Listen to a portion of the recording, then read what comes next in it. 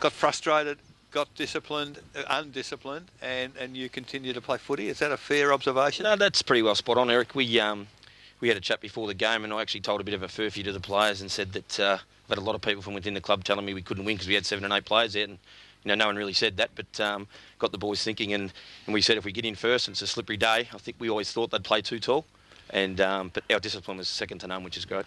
And you had a lot of players who stood up and were counted today. Troy Colliger played very little footy for the year, was an inspiration early in the game, and he and Aaron Broome probably, you don't see many better individual games than those two. No, you're right, mate, and Nappy's is a barometer our side. He's pushing into the 30s, but mate, the kids love him, and when he's out there, and he's a special talent, and he's been one of the best footballers I've been associated with, and to have him out there, and Aaron as well, we've got 2 of the better players in the competition, so it's great. Now, you being a small, elusive rover in your heyday, were you instrumental in the tactic in the middle of the ground to let Johnson, to let Sinclair get the tap away and just rove off him? No, I think that was a choice of Ross's, actually, and it went pretty well for him today, but yeah. We had a chat, he did it the other week, and it didn't work so well, so but I'll leave it up to him. He's never going to win too many hit-outs, which is good, but he chose to do that himself. And Zach Hickleton back, I guess the Falcons' loss is your gain, because he's a young fellow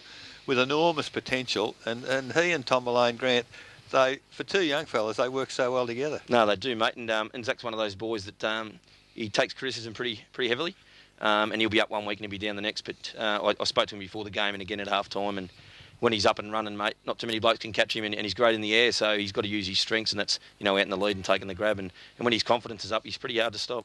And I suppose with players out of your team, your back half was probably considered to be vulnerable, especially with a high-powered forward line for East Geelong. But apart from Sean O'Leary, they didn't get away from you. Yeah, no, that was good. We spoke about during the week, and we thought they'd think that. And when we played them the last time, Dean O'Hara didn't play that well against us, and we had Jamie Van Ingen on him, who did a sensational job again today, and Dan was always going to go to Adam. So, we thought they were their 2 keys, especially Dean. But Jamie Van Ingen's played him very well both times. So.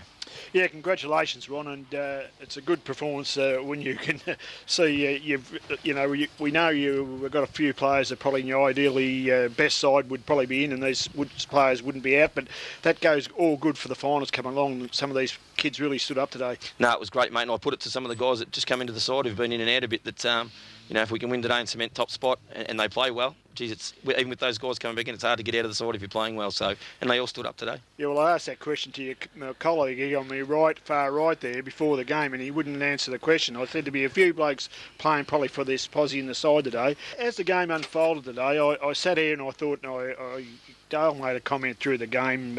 Probably you were suited today by the smaller bodies and lighter frame guys prepared to run the footy, and you certainly did that. You found your targets and did everything right. But I also thought there was a couple of good signs out there. Okay, Ross didn't win too many hit-outs, but he got a lot of kicks around the ground.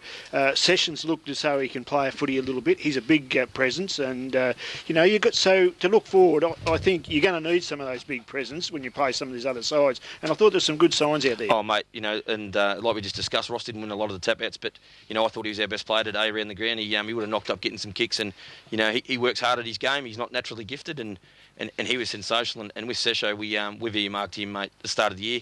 He had to drop a bit of weight.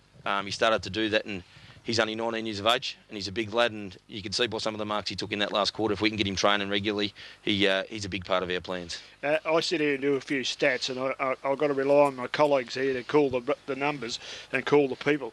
In the last quarter, they didn't call Troy too often. Was he on the bench? No, we took him off about 10 minutes into the last quarter. I think he was spent. He did enough, I think. Well, I've got to tell you, he had 22 kicks and 5 handballs and kicked 3 goals. So he's had a fair day, mate. And I was about to say the guys, they were getting a few centre clearances. It was only because he was having a bit of a rest. Yeah, he played a sensational game. He's a good player. He's a great player.